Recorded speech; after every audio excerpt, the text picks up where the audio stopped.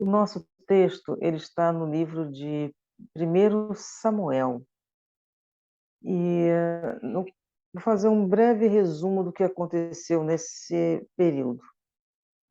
Nos capítulos 4 e 5 está se formando uma guerra entre os filisteus, que eram os inimigos de Israel, e Israel, que era o povo escolhido por Deus naquela época. Então, eles estão preparados para a luta. E Israel está com alguns problemas sérios, problemas assim que o faz com que eles estejam totalmente vulneráveis para entrar numa luta, ou seja, não era o momento de Israel entrar numa luta. Agora, o que estava causando essa fragilidade em Israel, que causou essa fragilidade em Israel, é que eles estavam levando Deus de qualquer maneira. As pessoas que estavam encarregadas de cuidar as pessoas que estavam encarregadas de cuidar da arca do Senhor, que simbolizava a presença do Senhor no meio do povo, eles faziam isso com desleixo, eles faziam isso de maneira errada, eles não se santificavam, eles não buscavam a Deus corretamente, eles inclusive viviam em pecado, e eram chamados sacerdotes naquela época, né? Que cuidavam das coisas do Senhor diretamente, mas eles estavam totalmente errados, pecavam, faziam todo tipo de transgressão. E o que aconteceu? Veio o levante. Os filisteus resolveram que iam atacar o povo de Israel e assim o fizeram.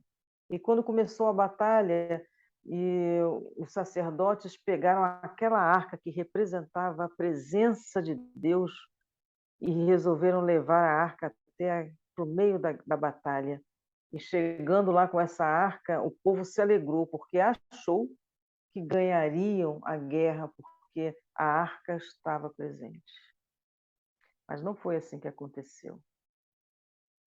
Israel perdeu a guerra, retornou para o seu arraial, e os filisteus, vitoriosos, os inimigos ficaram vitoriosos, ainda levaram a arca com eles.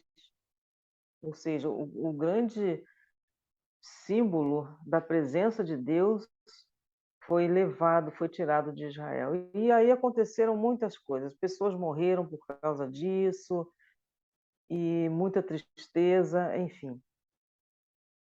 E os filisteus levaram essa arca e ficaram com ela.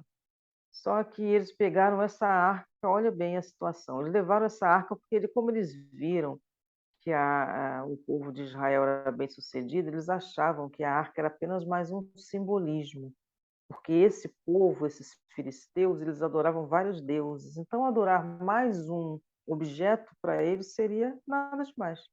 Só que não era bem assim. Nosso Deus, tanto no Antigo Testamento como hoje, porque Ele é o mesmo ontem, hoje e será para sempre, Ele não se deixa escarnecer. Então, o que aconteceu com aqueles filisteus? Primeira coisa, onde colocaram o Deus vivo junto com o Deus deles, que é um Deus morto. Então, uma estátua que estava lá representava o Deus deles, em que eles acreditavam. Então, o Deus deles foi jogado no chão, teve mãos e cabeças cortadas, e eles não entendiam por quê. Mas não parou aí. Aconteceu que todos ali começaram a sofrer enfermidades, até que eles entenderam que eles não deveriam ficar com a arca do Senhor. Resumindo a história, essa é só a parte histórica. Eles compreenderam que aquela arca, ela não era qualquer arca, e que ela não ia servir aos interesses deles, porque eles não eram um povo que respeitava o Senhor. Então eles, compreendendo isso, devolveram a arca para Israel. Depois que eles devolveram a arca para Israel, a situação deles ficou um pouco melhor. E a arca retornou ao povo de onde não deveria ter saído. Isso nos faz refletir sobre muitas coisas. É muito bom quando nós estamos em situações difíceis, em que não vemos soluções, É muito bom falar: "Ah, mas Deus vai me ajudar". Deus ele é amor, né. Nós sabemos que Deus é amor, é compaixão, ele é misericordioso. E pela misericórdia dele, muitas vezes quando estamos errados, Deus sim, pela misericórdia, ele nos socorre, ele nos ajuda. Mas nós também temos que fazer a nossa parte. Nós não podemos levar Deus de qualquer maneira junto conosco. Não, ele é santo, ele é o nosso Deus, ele é o nosso criador.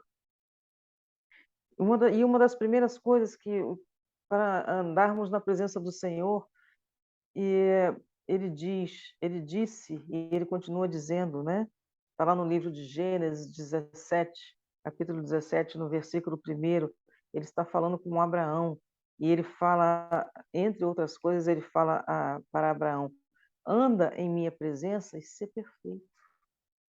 Então, para nós conhecermos, nos aproximarmos mais do nosso Deus, nós precisamos primeiro andar na presença dele e ser perfeito. É claro que, quanto seres humanos, teremos algumas dificuldades, mas nós temos que buscar essa santidade diante de Deus, não levar de qualquer maneira como aqueles homens levavam ao Senhor. E segundo, quando ele fala lá em 2 Crônicas 32:8, quando se apresentam as batalhas na nossa vida, né, nós podemos dizer e crer, porque se nós estamos fazendo a nossa parte, nós podemos acreditar, como eles disseram: "Com ele está somente o poder humano, mas conosco está o Senhor, o nosso Deus, para nos ajudar e para travar as nossas batalhas". Nosso Deus, ele é um Deus que ele compra as nossas brigas. Ele toma a nossa frente, ele nos guarda, ele nos protege, ele é o nosso escudo e a nossa fortaleza. Então, que nós tenhamos isso como exemplo na nossa vida. Andar com Deus, buscar a palavra de Deus, os ensinamentos do Senhor Deus. Nós poderemos, com a ajuda dele, passar pelas batalhas da vida que nós temos. Então, meu querido e minha querida, tem alguém te afrontando? Tem alguém lutando, se levantando contra você, seja qual for o inimigo, o adversário que esteja se levantando neste momento? Saiba que existe o Deus, o único Deus, que pode todas as coisas na sua vida, na minha vida. Que nós busquemos a Ele. Mas como se busca ao Senhor? Pela sua palavra, pela oração, em nome de Jesus. Na época lá dos filisteus e do povo de Israel, o Senhor Jesus não chegou, não tinha chegado ainda neste mundo, materialmente falando. Mas agora nós já compreendemos isso. Jesus veio, ele foi crucificado, ressuscitou e vivo está. E ele intercede por nós. Nós temos alguém que se importa conosco. Temos alguém que quer cuidar de nós, que quer nos dar a salvação, que quer nos livrar, como diz no Salmo 91, a seus anjos dará ordem a nosso respeito. Nós temos quem se preocupe conosco, em todos os sentidos, em todos os momentos, mas nós temos que fazer a nossa parte. Repetindo, nós não podemos levar Deus de qualquer maneira. É preciso tirar o tempo para buscar a presença do Senhor. E eu quero te incentivar a fazer isso hoje, e a mim também, cada vez mais, buscarmos pela palavra, pelos momentos de comunhão, pelo prazer de estar na presença de Deus, o Todo-Poderoso, e um privilégio para nós. Oremos.